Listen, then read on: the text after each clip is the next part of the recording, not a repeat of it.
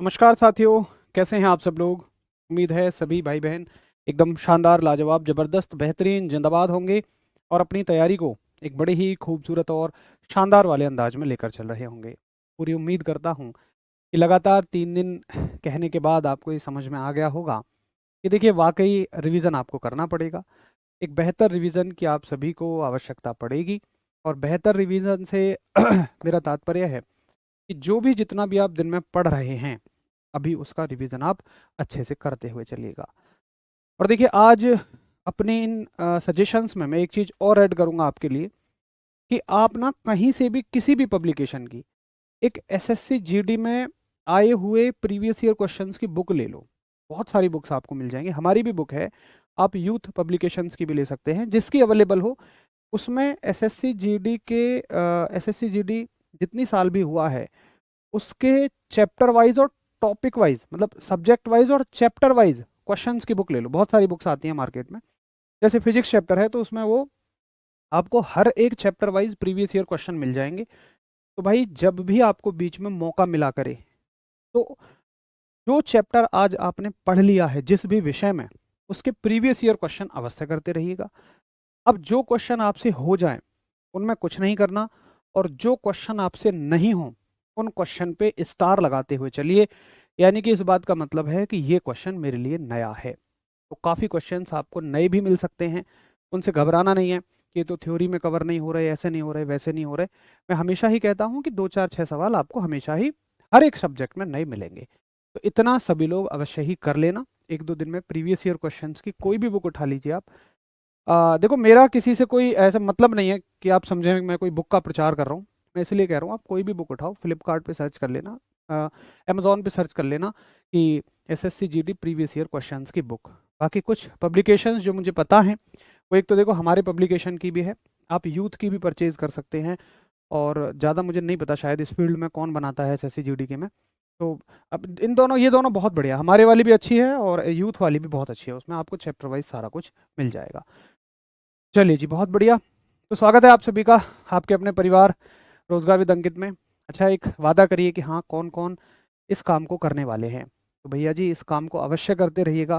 देखो मैंने 2 चीज़ें सिर्फ आपको अभी बताई हैं, एक तो रिवीजन और एक आप अब प्रीवियस ईयर क्वेश्चंस केवल उन चैप्टर्स के करना जो आपने पढ़ लिए हैं अभी। ठीक है, चलो शुरू करते हैं आज की कहानी को।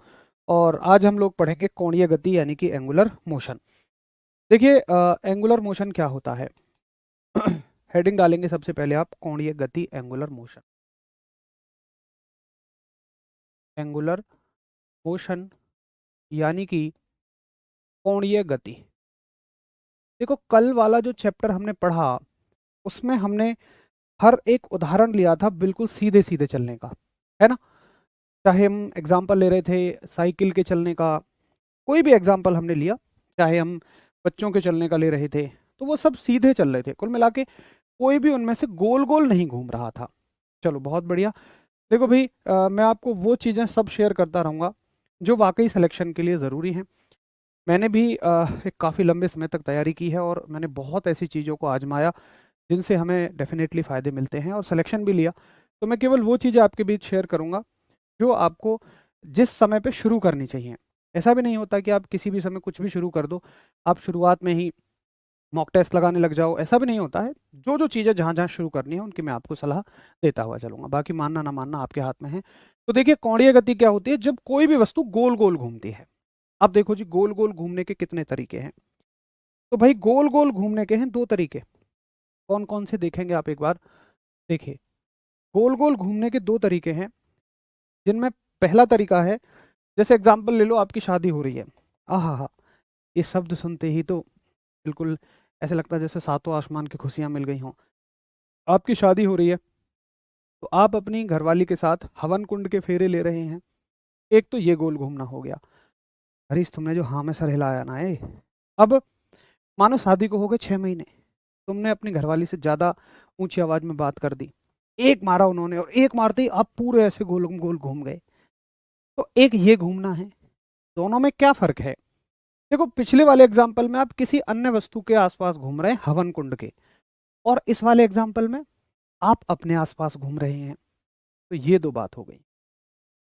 यानी कि या तो आप अपने आसपास घूम सकते हैं या किसी अन्य वस्तु के आसपास। सुनो, तो जब कोई भी वस्तु किसी अन्य वस्तु के आसपास घूमती है तो ऐसी कोणीय गति को वृत्तीय गति कहा जाता है। ऐसे गोल घूमने को क्या कहा जाता है? वृत्तीय गति। ठीक है, सर्कुलर मोशन। मैं इसकी डेफिनेशन भी लिख दूंगा। वृत्तीय गति, सर्कुलर मोशन। सर्कुलर मोशन क्या होता है कि जब वस्तु किसी अन्य वस्तु के किसी अन्य वस्तु के जब वस्तु किसी अन्य वस्तु के चारों ओर घूमती है। मेरे साथ नोट करते चलेंगे। जब वस्तु किसी अन्य वस्तु के चारों ओर घूमती है, यानी कि आप लिखेंगे when object circulate circulate around circulate around others. ठीक है, लेकिन जब वस्तु अपने ही चारों ओर घूमती है, यानी कि अपने ही अक्ष के चारों ओर घूमती है, तो उसको बोलते हैं हम घूर्णन गति। ये दूसरी गति हो जाती है आपकी घूर्णन गति। एक सेकंड रुको, मैं यहाँ पे जगह बनाई देता हूँ, अब हमें पता रहेगा कितने में लिखना है। तो दूसरी गति हो जाएगी भैया घूर्णन गति, यानी कि रोटेशनल मोशन। ठीक है, ठीक है, रोटेशनल मोशन में जब वस्तु अपने ही अक्ष के चारों ओर घूमती है, जब वस्तु अपने ही अक्ष के चारों ओर अपने ही अक्ष के चारों ओर घूमती है। when object rotates when object rotates around itself, जब वस्तु अपने ही चारों ओर घूमे। अब देखो, जैसे एग्जांपल मैं आपसे पूछूं, आप मुझे बताइए कि वृत्तीय गति का होगा या घूर्णन गति का होगा।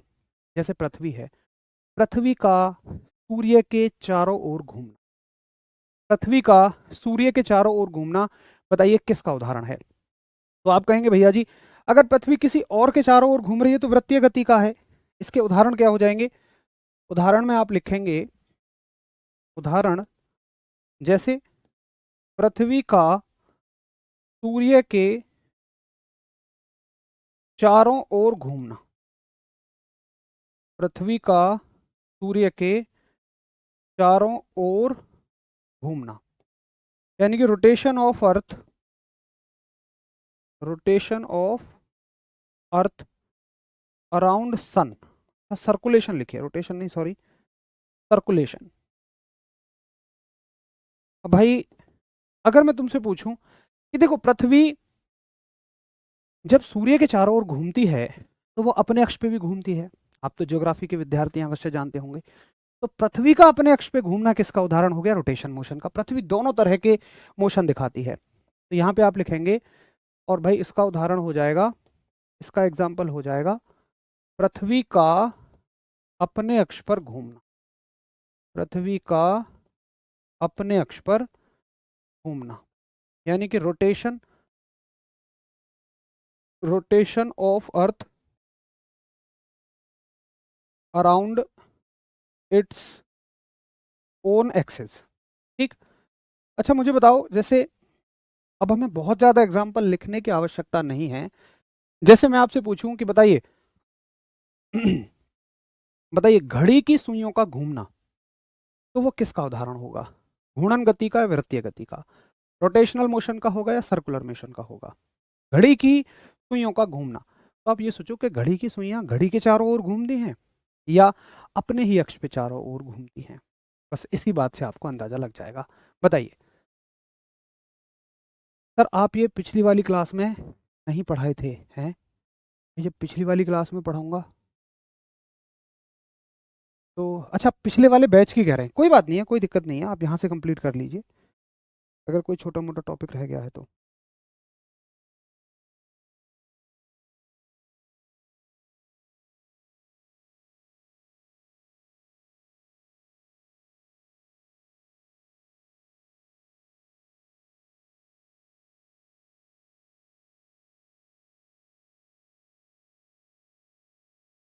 आप यहाँ से कंप्लीट कर लीजिए, बहुत बढ़िया। और सभी का अच्छा आंसर है रोटेशनल मोशन। तो मेरे हिसाब से हमें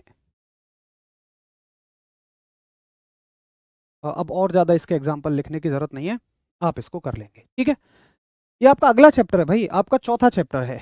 3 चैप्टर कल तक हमने कंप्लीट कर लिए थे और आज ये आपका चौथा चैप्टर है, ठीक है। चलो अब देखिए, जब कोणीय गति में या वृत्तीय गति पढ़ लीजिए आप। वृत्तीय गति में एक तरह का बल लगता है आपके चारों ओर। बल के बारे में और हम बाद में पढ़ेंगे, अभी यहाँ बस छोटी सी चीज पूछनी है हमें, और वो लिखनी है हमें वृत्तीय गति में बल, कि कौन से बल लगते हैं वृत्तीय गति में। वृत्तीय गति में बल यानी कि फोर्सेस इन सर्कुलर मोशन। और देखो एक बहुत बेहतर चीज आज हम समझेंगे कि किस तरह के फोर्स सर्कुलर मोशन में इस्तेमाल होते हैं। देखो, जब कोई भी चीज गोल घूमती है, जैसे एग्जांपल लो, आप कभी बस में बैठे हो और बस बहुत तेजी से घूमी हो। आप बस में बैठे हो और बस बहुत तेजी से घूमी हो, तो आपको ऐसा महसूस होता है कि जैसे आप बाहर की तरफ गिरे जा रहे हैं, लगता है कि नहीं। अच्छा, जब आप साइकिल मोड़ रहे होते हो मोड़ पे तेज स्पीड में, तो आप खुद ही अपने आप को मोड़ की तरफ झुका लेते हो। जैसे ये मोड़ है, तो आपको शायद पता भी ना चला हो, आपकी बॉडी खुद ही ऐसे करके झुका लेती है अपने आप को। क्यों? क्योंकि जब आप गोल घूम रहे होते हो ना, तो बाय नेचर यानी कि प्रकृति हमेशा गोल घूमती हुई वस्तु पर एक बाहर की तरफ बल लगाती है, जो उसको बाहर की तरफ खींच लेता है। ये प्रकृति का बल लगता है। उससे बचने के लिए आप इधर की तरफ झुक रहे होते हो। तो याद रखना कि जब भी कोई वस्तु गोल घूमेगी, तो प्रकृति के द्वारा उस पर हमेशा बाहर की तरफ एक बल लगेगा। जैसे देखो, अगर कोई वस्तु गोल घूमेगी, जैसे मान लो यहाँ एक वस्तु गोल घूम रही है, तो हमेशा इस पर बाहर की तरफ एक बल लगेगा जो चाहेगा कि ये वस्तु बाहर चली जाए। जैसे मान लो एक पत्थर को ही घुमा रहे हो तुम, तो इस पे बाहर की तरफ एक बल लगेगा, और बाहर की तरफ लगने वाले बल को हम लोग बोलते हैं अपकेंद्रीय बल। अपकेंद्रीय बल, इंग्लिश में सेंट्रीफ्यूगल फोर्स। देखो, अप माने बुरा, केंद्र माने केंद्र से, जो केंद्र से दूर जा रहा है भाई, वो तो अपकेंद्रीय बल ही हुआ, जो केंद्र से दूर जा रहा है।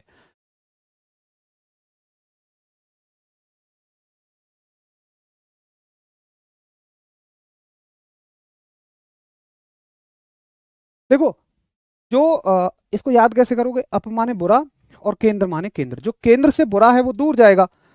अब उसके बदले इस बल से बचने के लिए हम हमेशा अंदर की तरफ एक बल लगाते हैं, और भाई अंदर की तरफ लगने वाले बल को हम लोग बोलते हैं अभिकेंद्रीय बल। अभिकेंद्रीय बल यानी कि सेंट्रीपिटल फोर्स। अभिकेंद्रीय, अभि माने और, केंद्र माने केंद्र की, जो केंद्र की ओर है। पी का मतलब होता है पास, जो केंद्र के पास हो। सेंट्रीपिटल इंग्लिश में याद रखने का जुगाड़ है, पी माने पास, तो सेंट्रीपिटल हो गया।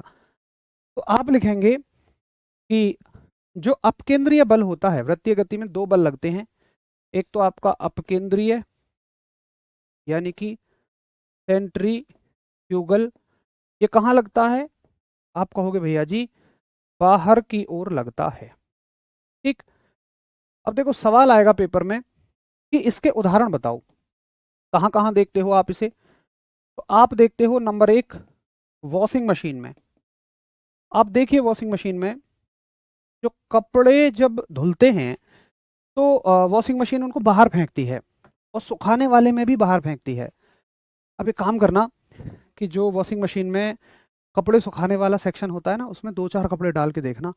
आप देखेंगे जब वो बहुत तेज घूमेगी तो कपड़े उसकी दीवार से चिपके मिलेंगे। क्यों? उन पर बाहर की तरफ एक फोर्स लगता है, ठीक है। ऐसा ही फोर्स घरों में माता जी जब दही से मक्खन निकालती हैं, तो उस मथनी को रगड़ती हैं, तो मथनी चलाने का मतलब दही जो है वो बाहर भग रही होती है।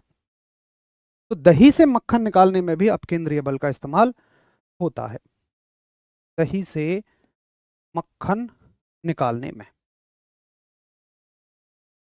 दही से मक्खन निकालने में, ठीक है। अच्छा, और भाई दूसरा फोर्स जो है आपका एक तो अपकेंद्रीय बल हो गया और दूसरा फोर्स है आपका अभिकेंद्रीय बल। अभिकेंद्रीय बल कहाँ लगता है? ये लगता है केंद्र की ओर। तो पूरा उठा लेते हैं, तो कॉपी मार लूंगा मैं। अभिकेंद्रीय बल कहाँ लगता है? ये बाहर की ओर लगेगा, ये बाहर की ओर, और ये कहाँ लगेगा? अंदर की ओर। ठीक है, चलो अब बताओ, इसमें किसी को कोई भी समस्या हो, ज्यादा गहराई में नहीं जाना है, बहुत ज्यादा गहराई में जाए बगैर सिर्फ इतना याद रखो, बाहर की तरफ लगने वाला बल अपकेंद्रीय और अंदर की तरफ लगने वाला बल अभिकेंद्रीय। अब बता दो भाई, किसी को भी कोई दिक्कत हो, भैया बुक एक बार में सुन लिया करो प्लीज। मैं बार बार किसी और का नाम नहीं ले सकता, ऐसा लगता है जैसे मैं किसी का प्रमोशन कर रहा हूँ या किसी से मेरा कमीशन फिक्स है।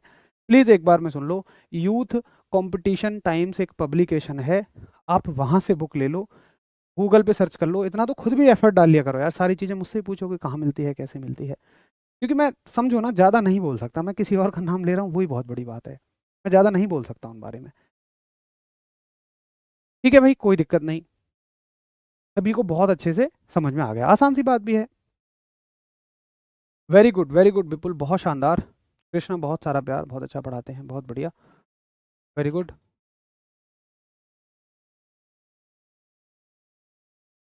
फैजल सर ये क्लास अफसर बैच में नहीं थी क्या?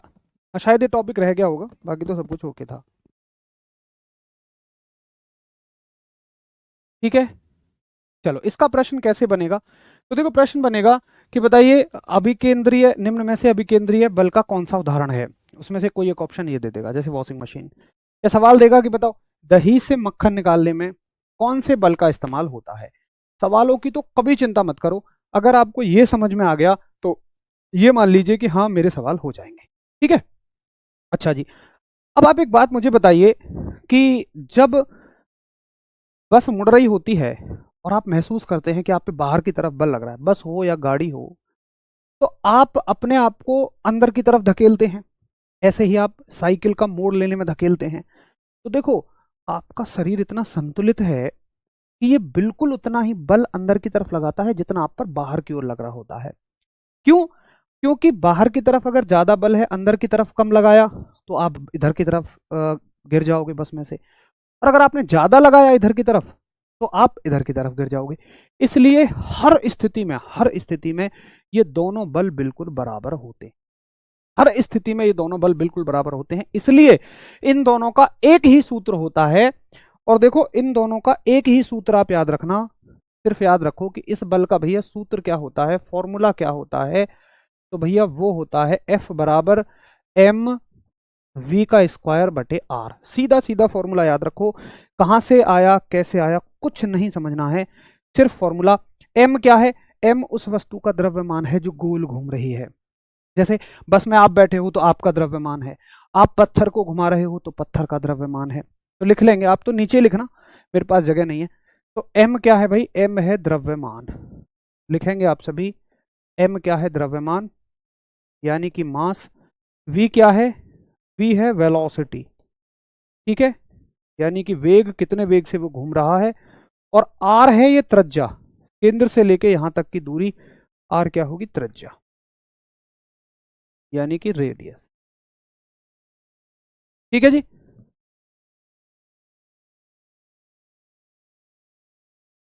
तो ये फॉर्मूला आप याद रखेंगे, और ये दोनों का ही फॉर्मूला है, ये अभिकेंद्रीय हो चाहे अपकेंद्रीय हो, M V square by are.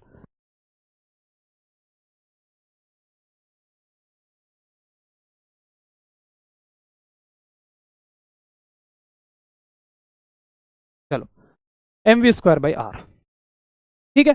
तो प्रश्नों की कभी आपको चिंता ही नहीं करनी, और मैं तो प्रीवियस ईयर क्वेश्चन कराता भी हूं। हम जितना सीख रहे हैं ना, इससे बाहर सवाल आपके स्तर पे बिल्कुल भी नहीं जाएगा। ठीक है, एक बार नोट हो जाए तो प्लीज थम्स अप करना कि ठीक है भैया नोट हो गया। अच्छा, आप चाहते हैं कि सेंट्रीपिटल फोर्स के फॉर्म कुछ एग्जांपल, हालांकि पेपर में नहीं पूछे जाते बट मैं बता देता हूं। देखो, आप साइकिल सवार साइकिल के मुड़ते समय कौन सा बल लगाता है, तो देखो वो कौन सा बल लगा रहा है अंदर की तरफ, तो अंदर की तरफ कौन सा बल है? सेंट्रीपिटल है। एक मजेदार बात, पृथ्वी सूर्य के चारों ओर घूम रही है, तो पृथ्वी पर गोल घूमने की वजह से बाहर की ओर एक बल लग रहा है, लेकिन आप कहोगे भैया पृथ्वी तो बाहर नहीं गिर जाती है, उसको अंदर खींच के रखता है सूर्य का गुरुत्वाकर्षण। ग्रेविटेशन चैप्टर में जब हम पढ़ेंगे तो देखो अंदर की तरफ कौन खींच के रखता है, सूर्य का गुरुत्वाकर्षण, तो वो भी अभिकेंद्रीय बल का ही उदाहरण है। ठीक है, इससे कभी पेपर में सवाल नहीं आता है, आप निश्चिंत रहिए, सवाल केवल अपकेंद्रीय बल से आएगा। चलो अब देखो, जैसे एक सवाल पूछा गया है इसके फॉर्मूले से, बताओ, ये तो सीधा सीधा सवाल है, एसएससी जीडी आपका 3 मार्च 2019 की परीक्षा में आया हुआ सवाल। आर त्रिज्या के एक वृत्त में स्पर्शज्या वेग v से गतिमान m द्रव्यमान के एक निकाय की वृत्ताकार गति के लिए अभिकेंद्रीय बल की कितनी आवश्यकता है। तो शायद मुझे नहीं लगता कि कोई भी इस प्रश्न का आंसर नहीं कर पाएगा।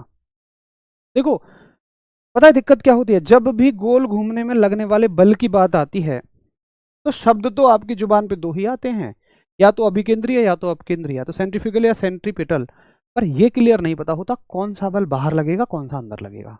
तो आपको अच्छे से याद रखना है कि गोल घूमने वाली वस्तु पर बाय नेचर बगैर किसी के लगाए बाहर की तरफ तो लगेगा ही लगेगा, उससे बचने के लिए अंदर की तरफ हम जो बल लगाते हैं वो होता है आपका अभिकेंद्रीय बल, सेंट्रीपिटल, और एक बहुत सारे तरह का हो सकता है, ये निर्भर करेगा स्थिति पे। सूर्य पृथ्वी के केस में गुरुत्वाकर्षण हो गया, पत्थर और तुम्हारे केस में तुमने अपने हाथ से पत्थर को अंदर की तरफ खींच रखा है भाई, बस के मुड़ते समय तुम हो जो अंदर की तरफ फोर्स लगा रहे हो, तो ये निर्भर करेगा कि वहां पे स्थिति क्या है। ठीक है, तो भैया आंसर ऑप्शन है आपका डी। उम्मीद है सब ऐसे क्वेश्चंस को बहुत आराम से कर जाएंगे। तो सिर्फ इतना सा ही पढ़ना था हमें, कौन से वाले चैप्टर में, कोणीय गति यानी एंगुलर मोशन वाले चैप्टर में।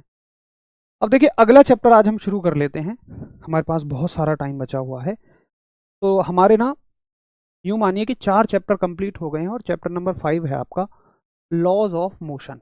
ये पिछला वाला तो बहुत छोटा चैप्टर था, ये सारे चैप्टर एक एक दिन के हैं, बाकी ये वाला चैप्टर छोटा था। गति के नियम चैप्टर है आपका, गति के नियम, लॉज ऑफ मोशन। आओ जरा एक बार देखें कि क्या होते हैं गति के नियम। तो गति के नियमों को समझने से पहले हमें सबसे पहले एक शब्द के बारे में बड़ी गहराई से जानना होगा, और ये शब्द है आपका जड़त्व। जड़त्व का मतलब है इनर्शिया। देखो इनर्शिया क्या है, मान के चलिए ये पेन है, आप इसको कहीं से भी पकड़ें ये हमेशा नीचे आ जाएगा, आप इसको यहां से पकड़िए ये नीचे ही आ जाएगा। मैंने कहा पेन भैया कब तक ऐसे जिंदगी गुजारोगे, एक काम करो मैं तुम पर बल लगाता हूं और तुम ऊपर चले जाओ। पेन ने कहा ठीक है, तुमने इनको छोड़ा ही फिर नीचे आ गए। और तो और तुम जब इस पर बल लगा रहे हो तो भाई पेन ऊपर नहीं जाना चाहता, पेन हमेशा ही कहाँ आना चाहता है, नीचे आना चाहता है। ठीक है, अच्छा एक आप मान के चलो जैसे ये मेरे पास एक प्लास्टिक की ये है, ठीक है, मैंने कहा अरे यार तुम कब तक ऐसे रहोगे, अपनी स्थिति में परिवर्तन लाओ, तो मैंने इसको दबाना शुरू किया। ठीक है, अब देखो ऐसा भी नहीं है कि थोड़ा सा दबाते ये पिचक जाएगी, बट मैंने इसको ऐसे पिचकाना शुरू करा, ये पिचक गई और छोड़ने के बाद फिर अपनी स्थिति में वापस आ गई। सही है, अच्छा मान के चलो एक हल्का आदमी है और मान लो एक हल्का आदमी सड़क पे चल रहा है, भारी आदमी सड़क पे चल रहा है, अभी दोनों को ले लो कोई सा भी एक, आपने कहा उससे अचानक कहा दौड़ो 20 मीटर पर सेकंड से दौड़ो, क्या एकदम से वो 20 मीटर पर सेकंड पे आ जाएगा? नहीं, वो दौड़ना शुरू करेगा और कुछ देर में 20 मीटर पर सेकंड पे आएगा, डिपेंडिंग अपॉन कि वो हल्का है भारी है। भारी आदमी है तो ज्यादा देर में आएगा और हल्का है तो थोड़ा जल्दी आ जाएगा, लेकिन एकदम से तो नहीं आएगा। क्यों? क्योंकि देखिए एक शब्द मैं बोल रहा हूं कि इस दुनिया की हर एक वस्तु की प्रवृत्ति है कि वो जैसी अवस्था में है ना वो वैसी ही बने रहना चाहती है। इस दुनिया की कोई भी चीज आप ले लो, आप हो, सुबह उठने में कितनी समस्या होती है, ये इंसानों के लिए भी समान रूप से लागू होता है। काम टालने की आदत है क्योंकि आप जैसे हो वैसे ही रहना चाहते हो, अपने अंदर कोई परिवर्तन नहीं लाना चाहते हो। अगर कोई परिवर्तन लाए भी तो हम उसका विरोध करते हैं, जैसे ये पेन कर रहा था, जैसे ये डब्बी कर रही थी विरोध। तो इस दुनिया की प्रत्येक वस्तु जिस अवस्था में है उसी में रहना चाहती है, अगर उसका परिवर्तन भी करोगे तो वो विरोध करेगी, और इसी बात को हम क्या कहते हैं, जड़त्व कहते हैं, यानी कि इनर्शिया कहते हैं। कि भैया विरोध किसकी वजह से हो रहा है? इनर्शिया की वजह से हो रहा है। एक हल्का आदमी दौड़ने का कम विरोध करेगा, भारी आदमी ज्यादा विरोध करेगा। हल्के आदमी का जड़त्व कम है, भारी आदमी का ज्यादा है, लेकिन है दोनों में। ठीक है, तो जड़त्व का मतलब क्या होता है? जड़त्व का मतलब होता है कि प्रत्येक वस्तु प्रत्येक वस्तु अपनी स्थिति प्रत्येक वस्तु अपनी स्थिति में ही रहना चाहती है। प्रत्येक वस्तु अपनी स्थिति को बनाए रखना चाहती है, और इसी को हम क्या कहते हैं? जड़त्व कहते हैं। इसे जड़त्व कहा जाता है। ठीक है, यानी कि एवरी ऑब्जेक्ट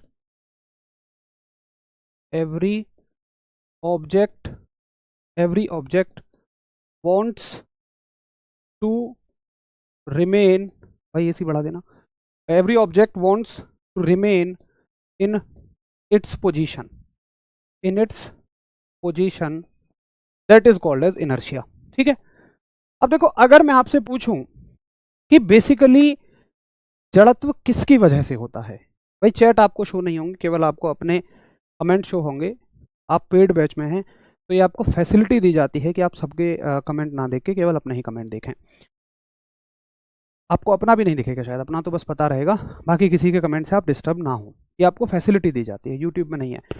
बहुत सारे बच्चे शांति से पढ़ना पसंद करते हैं। अच्छा बताओ, अगर मैं ये कहूँ कि भाई जो हल्का आदमी है उसका जड़त्व कम है, यानी कि वो कम विरोध करता है उसका शरीर भागने का, और जो भारी आदमी है उसका शरीर ज़्यादा विरोध कर रहा था, तो मैं सही हूँ?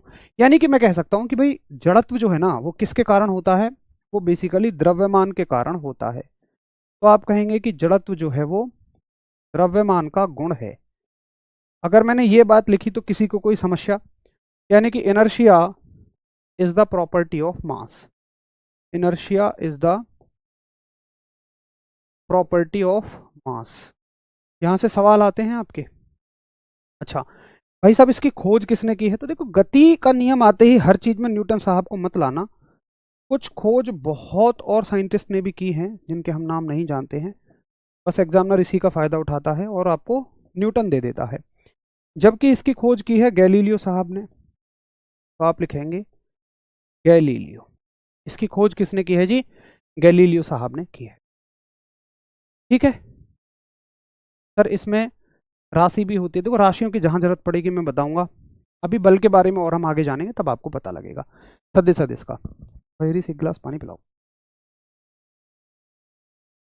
चलो, बहुत अच्छा पढ़ाते हैं, बहुत सारा आभार। बिहार पुलिस वाली क्लास से 100% हो जाएगा, कोई दिक्कत नहीं। बहुत सारा प्यार भाई।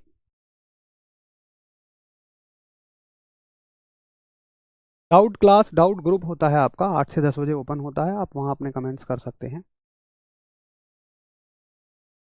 बहुत बढ़िया, वेरी गुड।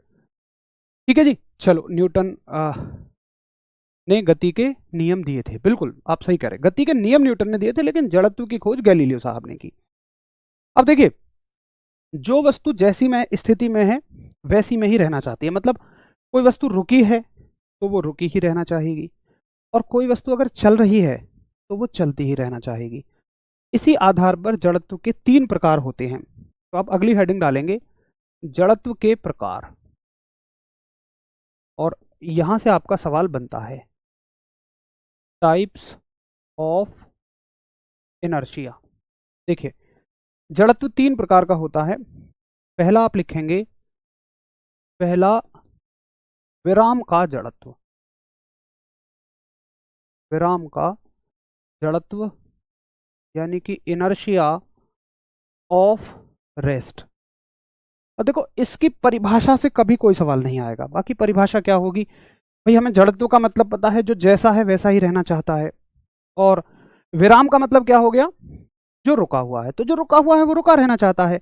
इसकी परिभाषा से कभी सवाल नहीं आएगा, और मुझे उम्मीद है सब परिभाषा आपको समझ में भी आ गई होगी। इसके एग्जाम्पल से सवाल आएगा। देखो, जैसे एग्जाम्पल, मान के चलो आपको कहीं जाना है, आप रुकी हुई बस में बैठे, एक सीट पर आप बैठे, एक आपने देखने के लिए पकड़ लिया। अगर लड़के हैं तो निश्चित तौर पर यही करते होंगे। अब बस अचानक से चली, अचानक से एकदम ड्राइवर ने रेस दे दी, बस चल दी। तो देखो, आपका यहां से नीचे का जो हिस्सा है वो हमेशा वो हमेशा बस की बात मानेगा, क्योंकि वो बस के पूरी तरह से कांटेक्ट में है। लेकिन यहां से ऊपर का जो हिस्सा है ये बस के कांटेक्ट में नहीं है। भाई ये क्या कहेगा? भैया मैं तो विराम में हूँ, विराम में ही रहूंगा, मैं तो पुष्पा हूँ, अपनी जगह से नहीं हिलूंगा। नीचे वाला हिस्सा क्या कह रहा है, ये तो बस के साथ चल दिया। नीचे वाला हिस्सा ये कहेगा ऊपर वाले हिस्से से भैया चल, ये कहेगा नहीं हम अपनी जगह रहेंगे। तो देखो नीचे वाला हिस्सा बस के साथ आगे निकल जाएगा और ये पीछे रह जाएगा।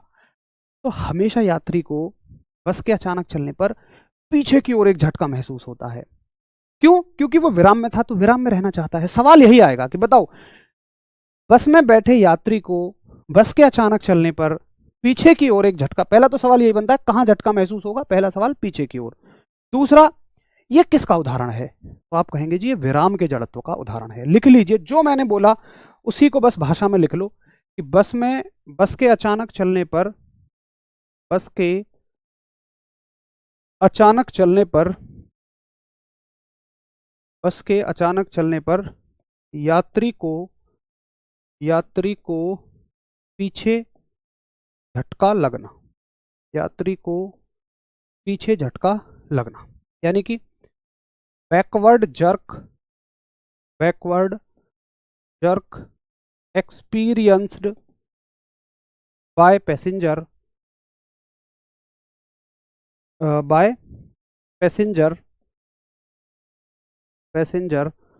On sudden moving on sudden moving है बस। ठीक है, बताइए किसी को कोई दिक्कत हो तो।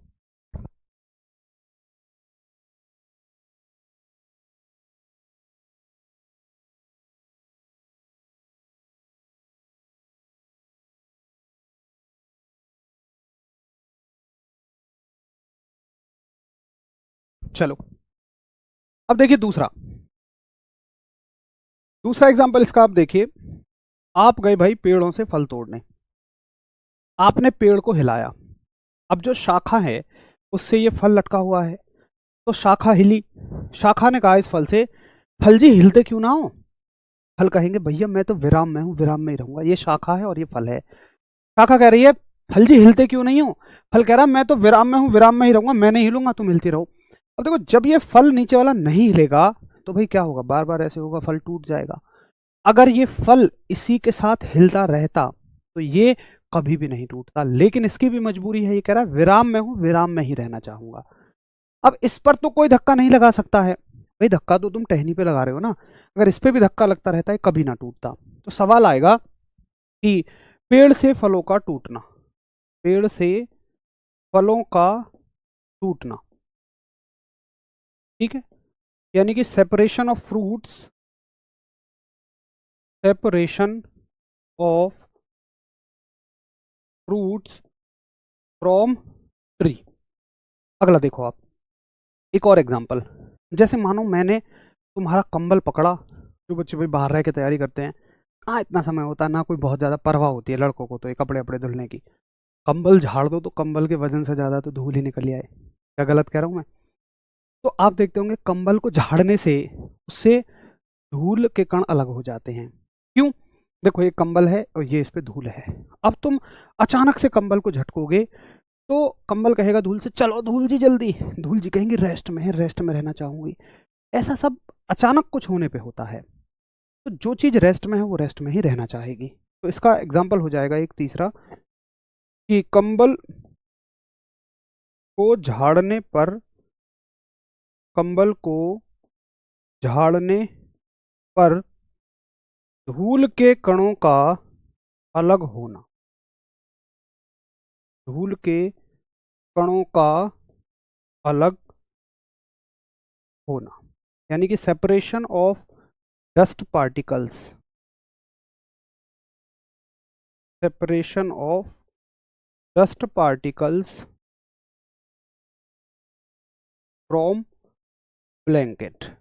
जरा बताइए कि हाँ भैया इन तीनों एग्जाम्पल्स में मुझे कोई दिक्कत नहीं है। दुर्गा बाबू बल की परिभाषा हम सेकंड नियम में बताएंगे, और मैं वादा करता हूँ कि आपको जितना अच्छे से बाकी चीज़ें समझ में आ रही हैं उतना ही अच्छे से वो भी समझ। हाँ बंदूक से गोली का बाहर निकलना वो सब आगे आगे आएंगे, आप बिल्कुल परेशान ना हो। देखो इतना तो शायद अब तक आपको भरोसा हो ही गया होगा कि मैं कुछ छुड़वाऊंगा नहीं, जितना एसएससी जीडी के स्तर का है उतना आपको पूरा कराता हुआ चलूंगा, बाकी आपकी चीज़ें सब आगे कवर हो जाएंगी। थोड़ा सा पेशेंस के साथ पढ़िए बस। बिल्कुल रोहित, बहुत शानदार एग्जाम्पल है।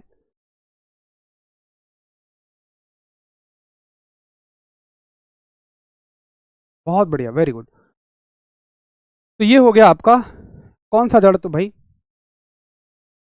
ये हो गया आपका इनर्शिया ऑफ रेस्ट। तो जो वस्तु विराम में है विराम में ही रहना चाहेगी। दूसरे प्रकार का इनर्शिया आप समझ गए होंगे कि भाई जो गति में है वो गति में रहना चाहेगी। गति का जड़त्व यानी कि इनर्शिया ऑफ मोशन। देखो, आप साइकिल चला रहे हो, एक एग्जांपल सुनो। आप साइकिल चला रहे हो, आपने साइकिल पे पेडल लगाए, साइकिल चल दी कुछ दूर, लेकिन अगर आप पेडल मारना बंद भी कर दें तो भी साइकिल आगे चली जाएगी। या दूसरा एग्जांपल, आप कार चला रहे हो, कार को आपने फोर्स दे रखा, मतलब उसका एक्सेलरेटर दबा रखा है, इंजन से उसको पावर मिल रही है चलने के लिए, लेकिन आपने इंजन को छोड़ दिया, फिर भी वो कुछ दूर तक आगे जाएगी। क्यों? क्योंकि उसके अंदर मास है, आपने मास को पहले गति दे रखी है, तो उसकी वजह से, अपने द्रव्यमान की वजह से वो आगे तक जाएगी। तो गति का जड़त्व क्या होता है कि जो वस्तु गति में है वो गति में ही रहना चाहेगी। और अगला एग्जाम्पल देखो, बस में बैठ गए आप, बस चल दी 50 किलोमीटर पर आवर की स्पीड से, आप उसमें बैठे हो तो आपकी स्पीड भी 50 ही है। ड्राइवर ने सडनली ब्रेक मार दिए, कोई ब्रेकर आ गया, कोई बस के सामने बच्चा आ गया, तो क्या होगा? देखो, ये वाला हिस्सा बस की बात तुरंत मानता है, ये रुक जाएगा, ये ऊपर वाले हिस्से को बोलेगा भैया जी रुक जाओ, बस रुक गई है। लेकिन ये हिस्सा क्या कहेगा? 50 की स्पीड पे हूँ, गति में ही रहना चाहूंगा। ये थोड़ा सा आगे जाएगा। अब थोड़ी दूर आगे जाके इसको महसूस होगा, यार तू तो बस की वजह से चल रहा था, भाई तेरे अंदर थोड़ी इंजन है, बस रुक गई तू भी रुक जा। तो थोड़ा आगे जाके भले ही रुक जाए, लेकिन जो वस्तु मतलब सवाल आएगा कि बस के अचानक ब्रेक लगने पर यात्री को कहाँ झटका लगता है, तो आप कहेंगे आगे लगता है। और ये किसका जड़त्व है? ये गति का जड़त्व है। देखो, सुनने में उल्टा लगता है, बस के रुकने पे गति का जड़त्व है, स्टॉप होने पे इनर्शिया ऑफ मोशन है। क्यों भाई? बस ही तो रुक रही है, इनर्शिया बस से डिफाइन नहीं हो रहा है, इनर्शिया तो तुमसे डिफाइन हो रहा है। बस रुकी है लेकिन तुम तो गति में ही रहना चाहते हो, तो जो वस्तु गति में है गति में ही रहना चाहती है। तो बस के हिसाब से आंसर मत करना, अपने हिसाब से आंसर करना। इसका एग्जाम्पल लिखेंगे, इसका एग्जाम्पल कि बस में अचानक ब्रेक लगने पर, बस में अचानक ब्रेक लगने पर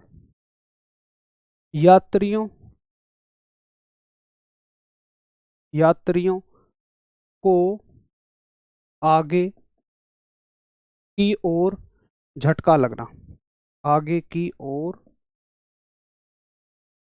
झटका लगना, यानी कि फॉरवर्ड जर्क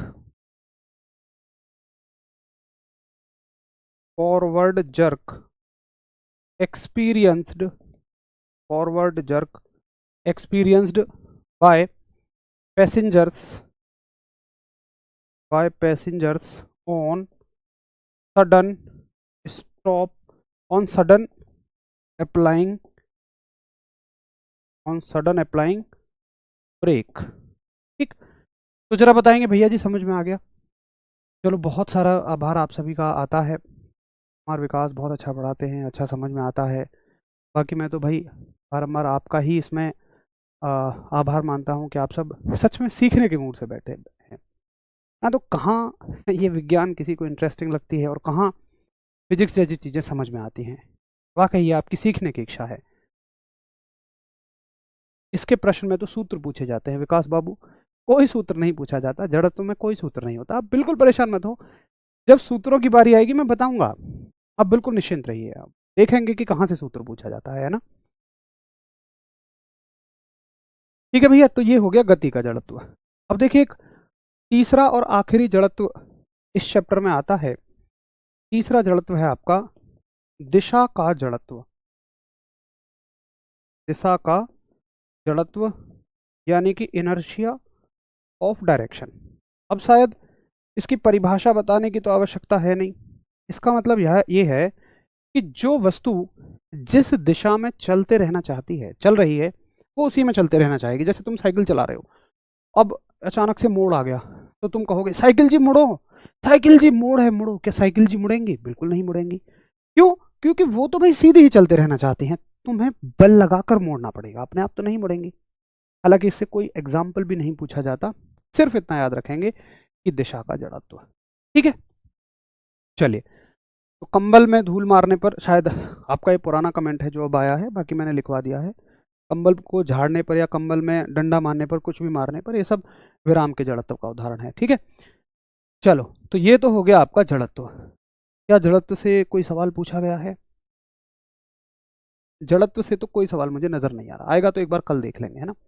अब देखो, आज हम पढ़ेंगे इसमें आगे एक ना, बल की दो परिभाषाएं होती हैं, फोर्स की दो डेफिनेशन होती है। देखो, एक तो होती है 9th क्लास वाली, बच्चों वाली, एक अच्छी वाली होती है, उसको हम कल पढ़ेंगे, आज बच्चों वाली पढ़ो। अच्छा, मैं क्या कहता हूं बल की परिभाषा में, कि देखिए कोई वस्तु रुकी है, जैसे ये पेन रुका है, मैंने इस पे बल लगाया, आप बल कहो, आप धक्का कहो, आप इसको झटका कहो, कुछ भी कहो, तो इसके लगाने से ये वस्तु चल देगी। अगर कोई वस्तु चल रही है, आपका दोस्त पैसे लेके भग गया, साइकिल पे जा रहा है, आपको देख के और तेज पैडल मार दिए, आपने पकड़ा उसका कैरियल, नहीं कैरियर, कैरियल बोलते हैं ना, कैरियल, आपने पकड़ा उसका कैरियर और उसको पीछे खींचा, तो आपने बल लगा के उसको रोक दिया, चलती वस्तु को रोक दिया। अच्छा, आप साइकिल जी पे जा रहे थे, साइकिल जी की गति की दिशा परिवर्तित करनी थी, आपने ऐसे बल लगाया। तो कहने का मेरा मतलब ये है कि बल क्या है। अगर मैं ये लिखूं कि भाई बल वह है जो जो रुकी वस्तु को चला दे, बल क्या है, जो रुकी वस्तु को चला दे,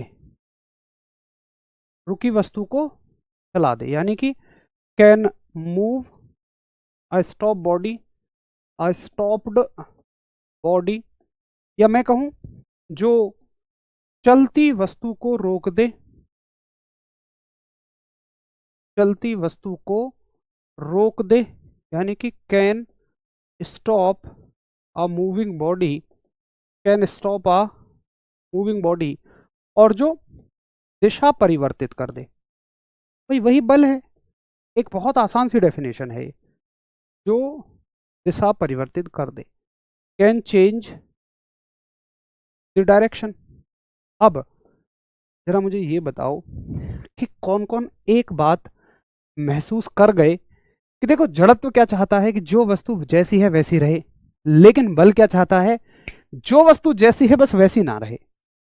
यानी कि बल और जड़त्व एक दूसरे के उल्टे हैं। अब इन्हीं चीजों को जोड़ते हुए न्यूटन साहब गति का पहला नियम देते हैं। तो उम्मीद है नोट कर लिया होगा। सुनो, अब चलते हैं गति के नियमों की तरफ। अब आपको गति के नियम समझ में आएंगे। तो देखो, गति का पहला नियम किसने दिया? गति का पहला नियम क्या है? गति का प्रथम नियम, फर्स्ट लॉ ऑफ मोशन। अच्छा, इससे पहले हेडिंग डालो, रुको रुको एक मिनट, पहले ऊपर हेडिंग डालो, एक गति के नियम, है ना, वहां भी डाली थी, अब फिर से एक बार डाल लो, यहाँ पर कुछ चीजें ऐड कर लेंगे हम। गति के नियम, अब पढ़ेंगे हम गति के नियम। वो चैप्टर का नाम था, यहाँ ये हेडिंग है, लॉज ऑफ मोशन। तो पहला सवाल तो यही उठता है कि गति के नियम किसने दिए। तो यहाँ आप बिल्कुल सही होते हैं और आप कहते हैं कि भैया जी, इनकी जो खोज है, इनकी जो इन्वेंशन की है, वो की है किसने? न्यूटन साहब ने। ठीक, कब की है? तो देखिए, सन 1687 ईस्वी में न्यूटन साहब एक पुस्तक लिखते हैं जिसका नाम है प्रिंसिपिया। एक बुक इन्होंने लिखी जिसका नाम है प्रिंसिपिया, और प्रिंसिपिया पुस्तक में इन्होंने गति के नियम दिए। अब सुनो, पहला नियम क्या है, मजे की बात। न्यूटन साहब ने क्या सिंपल सी बात कही जो वाकई एक इतिहास बन गई। बड़ी सिंपल सी बात। वो क्या कहते हैं कि भाई साहब देखो, जो वस्तु जिस स्थिति में है वो तब तक उसी स्थिति में रहेगी जब तक कि उस पर बाहर से कोई बल ना लगे। यानी कि अगर रुकी है तो रुकी रहेगी, चलती है तो चलती रहेगी, जब तक बाहर से कोई बल ना लगा दो। क्या बहुत बड़ी बात है क्या ये? आज शायद बहुत बड़ी बात ना लगे, लेकिन उस टाइम पे थी। अब देखिए, तो आप लिखेंगे गति का पहला नियम क्या है कि कोई भी वस्तु, कोई भी वस्तु अपनी स्थिति में रहेगी, कोई भी वस्तु अपनी स्थिति में रहेगी जब तक उस पर जब तक उस पर बाहर से जब तक उस पर बाहर से कोई बल ना लगे। कोई भी वस्तु अपनी ही स्थिति में रहेगी जब तक उस पर बाहर से कोई बल न लगे। यानी कि आप कहोगे a body will remain in its position until an external force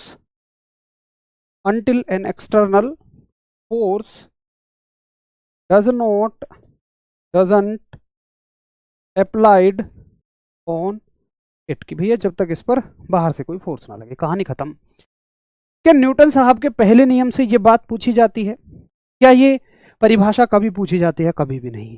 फिर पढ़ा क्यों रहे हो? सुनो, ये पूछा जाता है जो मैं लिखवा रहा हूं। आपसे सवाल पूछा जाएगा कि बताओ भाई, बल की जो परिभाषा है, ये वाली परिभाषा कहां से मिलती है? देखो, ये न्यूटन का पहला नियम ना बल और जड़त्व को जोड़ता है। तो एक सवाल बल से बनेगा और एक सवाल जड़त्व से। बल की परिभाषा, डेफिनेशन ऑफ फोर्स, कहां से मिलती है भाई? इसी नियम से मिलती है। फर्स्ट लॉ यानी कि गति के प्रथम नियम से ही मिलती है। दूसरा सवाल बहुत इंपॉर्टेंट, क्या पूछा जाएगा? इस नियम का अन्य नाम क्या है? तो आप कहेंगे जी इस नियम का अन्य नाम है अन्य नाम। इस नियम का अन्य नाम यानी कि अनोदर नेम, ये सवाल पूछा जाएगा। तो भैया जी अनोदर नेम है जड़त्व का नियम। अब देखो भैया, जब तक आप जड़त्व को ना समझते, मुझे लगता है कि पहला नियम समझना असंभव ही नहीं, नामुमकिन भी था। तो लॉ ऑफ इनर्शिया गति के पहले नियम का ही नाम होता है। ठीक जी। तो जरा बताइए कि हाँ जी, यहां तक मुझे कोई भी दिक्कत नहीं है। और पहला नियम और उससे जुड़े हुए दो इंपॉर्टेंट फैक्ट, इनको इंपॉर्टेंट लिख लो। ये मुझे समझ में आ गए हैं। पेपर में परिभाषा कभी नहीं पूछी जाएगी, लेकिन ये दोनों भाई साहब आपसे जरूर पूछे जाएंगे। ये दोनों के दोनों बहुत इंपॉर्टेंट। चलो भैया जी, बहुत बहुत बहुत ही सारा प्यार आपका, बाकी तो आप सबकी मेहनत है। चलिए शहदेव बाबू, बहुत सारा आभार आपका, सच में समझ में आता है। जड़त्व का नियम बहुत बढ़िया, आप एकदम सटीक एग्जाम्पल देते हैं। बहुत सारा प्यार Ritu, thank you ji sir, बहुत बढ़िया। गति का नियम न्यूटन ने दिया, तो फिर गैलीलियो ने क्या दिया था? मुझसे क्यों पूछ रहे हो यार, मैंने तो बताया है भाई।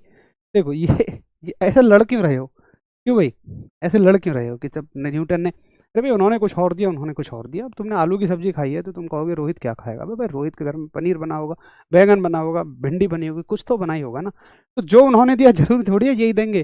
देखो गैलीलियो साहब ने दिया जड़त्व के बारे में, ठीक है। गति के समीकरण गैलीलियो साहब ने दिए थे, गति के नियम न्यूटन साहब ने दिए हैं। अब देखो एक संशय बच्चों को क्या पैदा होता है, सवाल पूछा जाएगा, एक बहुत प्यारी सी बात पूछी जाएगी। नोट डाल के लिखिए, 500 का नोट चिपकाएंगे। एक सवाल आएगा कि बताओ, क्वेश्चन आएगा, जड़त्व का नियम किसने दिया? जड़त्व का नियम किसने दिया? किस वैज्ञानिक ने दिया? Law of inertia. तो बच्चे एक गलती कर बैठते हैं, उनको लगता है कि ना इनर्शिया तो भैया जी गैलीलियो साहब ने दिया था। अरे शब्द इनर्शिया गैलीलियो साहब ने दिया था, लेकिन मुझे बताओ कि शब्द जड़त्व गैलीलियो साहब ने दिया था, लेकिन जड़त्व का नियम क्या कहा जाता है? भाई जड़त्व का नियम तो गति के पहले नियम को कहते हैं, और गति के नियम किसने दिए हैं? न्यूटन ने। तो अगर आए जड़त्व का नियम, तो भाई साहब आप आंसर न्यूटन ही करेंगे, ठीक है। और अगर शब्द आता है कि शब्द जड़त्व किसने दिया, या केवल ये आए कि जड़त्व की खोज किसने की, यानी कि या तो आए वर्ड इनर्शिया, या आपसे पूछा जाए इनर्शिया की खोज किसने की, तो आप कहेंगे भैया जी इसका श्रेय तो गैलीलियो साहब को जाता, ठीक है। यहां बच्चे बहुत कंफ्यूज होते, बहुत सारे बच्चों का ये डाउट रहता है। बिल्कुल क्लैरिटी के साथ पढ़ो, एक एक शब्द की, कंफ्यूजन नहीं रखना है। मैंने कहा था ना आपके स्तर पे कोई तोप साइंस नहीं है, लेकिन अगर गलती आप करोगे तो ऐसी चीज़ों में सिर्फ, अब मेरे हिसाब से बुक से रटने पे तो कभी ये चीज़ें समझ नहीं आती। आप हमेशा गलती करोगे अगर आप केवल रटोगे तो। इसलिए हल्की सी रॉकेट साइंस नहीं पढ़नी है, लेकिन थोड़ी सी समझ तो हमें अपने विषय की बना के चलनी है, जो हम जो भी चीज़ पढ़ रहे हैं उनसे घूम कर बनने वाले प्रश्नों को हम कर सकें। सिर्फ ये बात मैं आपको समझाना चाहता हूँ। तो सभी का एकदम बहुत सारा आभार है, प्यार है। फिजिक्स बिल्कुल अच्छी नहीं लगती थी, बहुत अच्छी लगती है। चलिए, बहुत बहुत सारा आभार। और अगर इस तरह से आपका कॉपरेशन सपोर्ट वाकई रही तो फिर मेरी जिम्मेदारियां और बढ़ती हैं, और मैं और भी कोशिश करूंगा कि ये तो खैर चलो अभी आसान ही टॉपिक है, एक आधा टॉपिक कोई मुश्किल भी आता है तो मेरी कोशिश रहेगी उसको भी बहुत आसान करके मैं आपके सामने पेश करूं, ताकि आपको कोई दिक्कत उसमें नहीं लगे। तो ये हो गया आपका गति का पहला नियम। और आप देख रहे होंगे यार, बहुत सारे सवाल बन सकते हैं। अगर आप सवाल ही पूछना चाहें तो बहुत सारे सवाल बन सकते हैं इससे। देख रहे होंगे ना आप, छोटे छोटे कितने सारे पॉइंट्स हैं। तो कभी हमें इस चीज़ पे जाना ही नहीं है कि क्या पूछा जाएगा, कैसे पूछा जाएगा। हालांकि मैं आपको प्रीवियस ईयर क्वेश्चन करा रहा हूँ, बट फिर भी मेरा वादा है कि जितना हम पढ़ रहे हैं ना, उससे बाहर कुछ नहीं पूछेगा आपके स्तर पे। चलिए, तो आज गति के पहले नियम तक कंप्लीट है। अब कल हम गति का दूसरा नियम पढ़ेंगे। गति के दूसरे नियम को पढ़ने के लिए हमें कुछ और चीज़ों को जानना आवश्यक होगा। जैसे पहले नियम को पढ़ने के लिए जड़त्व की जानकारी आवश्यक थी, फिर गति का तीसरा नियम, और अगले चैप्टर पे कल ही हम चले जाएंगे। तो मिलेंगे कल, तब तक के लिए आप सभी को नमस्कार, धन्यवाद, जय हिंद। अपना ख्याल रखिए। बाकी देखिए, मैंने आपको कहा कि मैं आपको बीच बीच में चीज़ें बताता हुआ रहूँगा, तो अभी आप दो चीज़ें अपने पढ़ाई में ऐड करिए। पहला रिवीजन है, और दूसरा आप प्रीवियस ईयर क्वेश्चन करिए, और सिर्फ उन टॉपिक के करिए जो आपने क्लास में पढ़ लिए हैं। उसके बाहर के टॉपिक के करोगे, कॉन्फिडेंस कम होगा, टीचर्स को परेशान करोगे कि प्रीवियस ईयर क्वेश्चन नहीं हो रहे, तो वो बेकार की बात है। पूरी बात ध्यान से सुनो। प्रीवियस ईयर क्वेश्चन वो करने हैं जो टॉपिक आपके क्लास में हो गए हैं। 5 सवालों में से कोई एक नया भी मिलता है तो उसमें आश्चर्यजनक रूप से प्रदर्शन करने की बात नहीं है क्लास में कि आपकी थ्योरी में से सवाल नहीं मिला।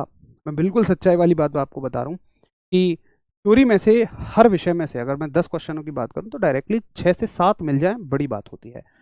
हम कोशिश करते हैं 6 से 7 मिल जाए, बाकी देखो 2 से 3 क्वेश्चन प्रैक्टिस से मिलते हैं। हालांकि अभी प्रैक्टिस सेट भी चलेंगे, तब आपकी चीज़ें कवर हो जाएगी।